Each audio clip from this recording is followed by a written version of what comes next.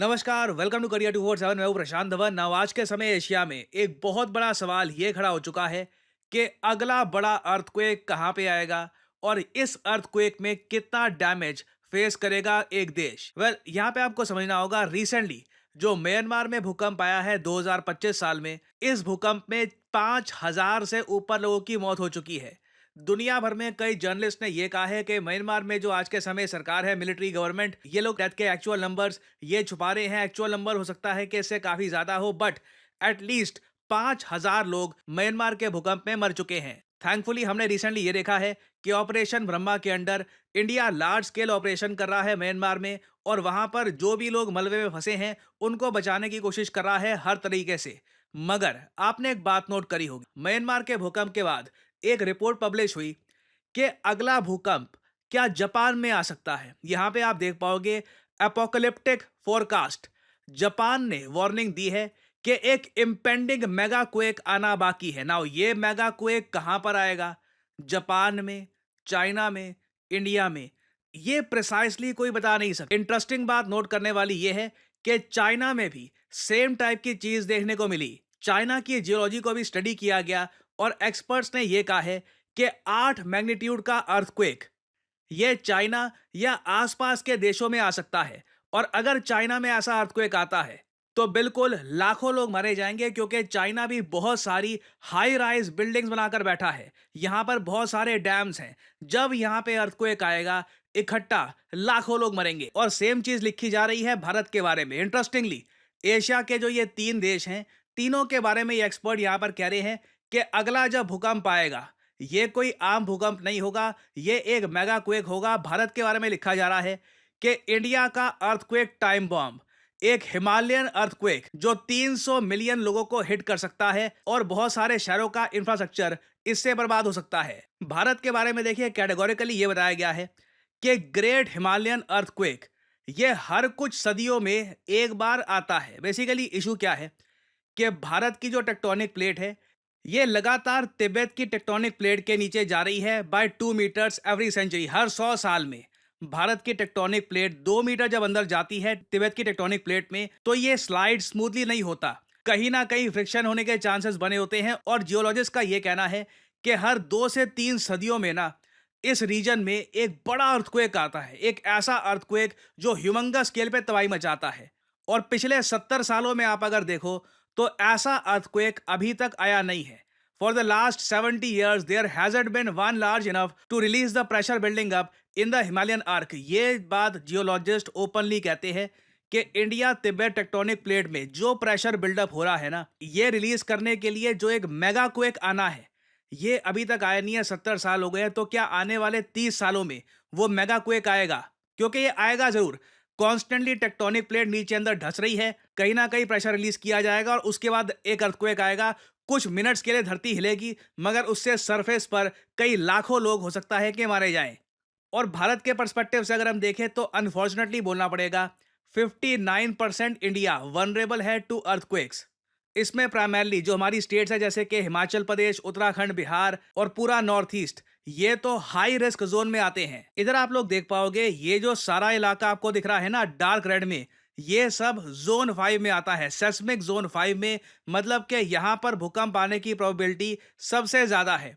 चिंता के एरिया यहां पे आपको दिख जाएंगे, गुजरात में, पूरा नॉर्थ ईस्ट, बिहार का नॉर्दर्न एरिया, उत्तराखंड, हिमाचल प्रदेश, और फिर सेस्मिक जोन 4 को भी अगर हम देखें तो यहां पर भी भूकंप आ सकते हैं। और अनफॉर्चुनेटली आप देखोगे कि पूरा लद्दाख, पंजाब का बड़ा एरिया, पूरा उत्तराखंड, उत्तर प्रदेश का बड़ा एरिया, इवन हरियाणा, दिल्ली और राजस्थान का भी कुछ इलाका, ये सब सेस्मिक जोन 4 में आते हैं। इंटरेस्टिंगली आप एक बात नोट करिएगा, महाराष्ट्र का भी एक बड़ा इलाका है, ये भी सेस्मिक जोन 4 में आता है। ऑल्दो यहाँ पे भूकंप आने के चांसेस रिलेटिवली काफी कम है, क्योंकि जो भी भूकंप आएगा ये तिबेतियन प्लेट की वजह से ही आने वाला है। तो मोस्ट प्रॉब्ली जो अगला भूकंप आएगा भी इंडियन सब कॉन्टिनेंट में, ये नॉर्दर्न एरियाज में आने वाला है। और हमें यहाँ पर एक बात एक्सेप्ट करनी होगी कि हाँ बिल्कुल, जापान में अर्थक्वेक का डर है, चाइना में भी अर्थक्वेक का डर है, but at the same time ये जो 2 देश हैं, यहाँ पर अर्थक्वेक प्रिपेयर्डनेस भारत से काफी बेहतर है। आप देख पाओगे इस टॉपिक पे बहुत सारे आर्टिकल्स पब्लिश हुए हैं भारत में। ये एक और आर्टिकल है, द ग्रेट हिमालयन अर्थक्वेक जो 8 मैग्नीट्यूड से भी ज्यादा का होगा, it is over due. It will happen, ये होगा जरूर ना, वो ये कहाँ पे होगा, कब होगा, ये वो सिर्फ ऊपर वाला जानता है। बट ये होगा, और ये कैटास्ट्रोफिक होने वाला है। जब ये होगा, बहुत सी तबाही लेके आएगा अपने साथ में। और सबसे बड़ी प्रॉब्लम देखिए भारत के लिए ये है कि ज्यादातर इंडियंस को पता नहीं है कि अर्थक्वेक में करना क्या है। यहाँ पर 5-6 रिक्टर स्केल के मैग्नीट्यूड का भी जब अर्थक्वेक आता है ना, तो लोग बाहर भाग रहे होते हैं, या फिर लोग प्रॉपर प्रिकॉशन लेते नहीं है। प्रॉपर एक आप कह लीजिए एजुकेशन लोगों को अभी तक मिली नहीं है कि अर्थक्वेक में करना क्या है। और नहीं, इस वीडियो में मैं सारी बातें समराइज नहीं कर पाऊंगा कि क्या अर्थक्वेक में करना है। इसके लिए लिटरली आपको एजुकेशन चाहिए। कई घंटों की मैं कहूंगा इसमें क्लास चाहिए कि किस सिनेरियो में, किस इलाके में आप क्या कर सकते हैं। कोई स्कूल, हॉस्पिटल, पब्लिक बिल्डिंग्स में है तो वहां पर क्या करना चाहिए, और साथ ही साथ क्या हमारी बिल्डिंग्स रेडी हैं अर्थक्वेक को झेलने के लिए। देखो, 8 मैग्नीट्यूड से ऊपर का अर्थक्वेक वैसे जो आता है, यूजुअली एक बिल्डिंग की फाउंडेशन को बहुत प्रॉपरली वो टेस्ट करता है। कई बिल्डिंग झेल भी नहीं पाती वो उस लेवल की फोर्स। बट भारत में देखो, हमने इन द पास्ट एक बात नोट करी है कि रूल्स, गाइडलाइंस, रेगुलेशंस, इनको काफी बार तोड़ा जाता है शॉर्ट टर्म प्रॉफिट के लिए। तो भारत को सबसे पहले क्या करना चाहिए, ऑडिट करना चाहिए बिल्डिंग्स का। ये बहुत इंपॉर्टेंट है, और ये बहुत मुश्किल कार्य होगा, क्योंकि हो सकता है कि नॉर्दर्न एरियाज में हमें कई बिल्डिंग्स मिले जहां पर लोग रहने हैं, बट वो बिल्डिंग अर्थक्वेक सेफ नहीं है। कल को अगर भूकंप आता है तो काफी लोगों का लॉस होगा उसमें। तो सबसे पहला काम तो हमको ये करना चाहिए, अगर लोगों की जान बचानी है, अगर this is not a priority, वो अलग बात है, मगर लोगों की अगर जान हमको बचानी है तो इंश्योर करना चाहिए भारत में कि क्या हमारी बिल्डिंग्स अर्थक्वेक को रेजिस्ट कर पाएंगी, अर्थक्वेक को झेल पाएगी। अगर नहीं, तो अगर कई बिल्डिंग्स को तोड़ने की भी अगर जरूरत पड़ती है, तो I think we should do it, क्योंकि इससे कई लोगों की जान इन द फ्यूचर बच सकती है। तो अगेन अनफॉर्चुनेटली बोलना पड़ेगा, ये एक ऐसा कड़वा सत्य है जिससे हम भाग नहीं सकते। ये अर्थक्वेक ओवर ड्यू है। ये होगा, कब होगा, no one really knows. We can only prepare for it. और अगर आप फाइनली मुझसे ये पूछे कि ये बताओ कि अर्थक्वेक आने के सबसे ज्यादा चांस कहां पर है, मतलब किस कंट्री पे अर्थक्वेक डेफिनेटली आएगा, तो जो भी रिपोर्ट्स हैं, जो भी इस पर बहुत सारा एक मटेरियल पब्लिश हुआ है, उसको आप पढ़ेंगे तो वहाँ पर आपको एक ही चीज़ पता लगेगी कि तीनों देशों में भूकंप आएगा। भारत, चाइना, जापान, एशिया की जो तीनों ये बड़ी कंट्रीज़ हैं, यहाँ पर इन द फ्यूचर बड़ा भूकंप आना ही है। चाइना का जो ये यहाँ पे जो इनका हान पॉपुलेशन वाला इलाका है, वहाँ पे भूकंप आएगा। इंडिया के नॉर्दर्न एरिया में, और जापान में जो पैसिफिक ओशन की साइड है, वहाँ पर भूकंप आ सकता है, और साथ ही साथ एक मेगा सुनामी भी आ सकती है।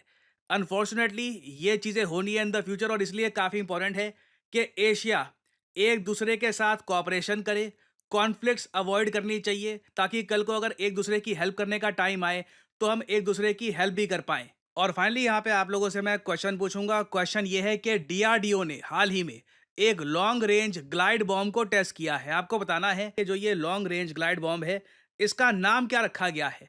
ये है यहाँ पे आपकी ऑप्शन: अशोक, गौरव, अग्नि या कर्ण। कमेंट सेक्शन में करिए उत्तर। जो लोग देंगे सही आंसर, उनकी कमेंट को मैं दे दूंगा हार्ट, ताकि बाकी लोग समझ पाएं कि सही उत्तर क्या है।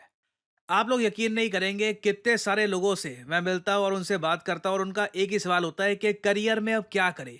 यू नो व्हाट, मुझे मैथमेटिक्स इतना अच्छा लगता नहीं है, कोडिंग वगैरह सीखने में मेरा मन नहीं लगता, मुझे कुछ और एक मतलब क्रिएटिव जॉब जहाँ पे मैं अर्ली स्टार्ट कर सकूँ, वैसा कुछ सजेस्ट करिए। वेल, मैं यहाँ पे आपको बताना चाहता हूँ डिजिटल मार्केटिंग के बारे में।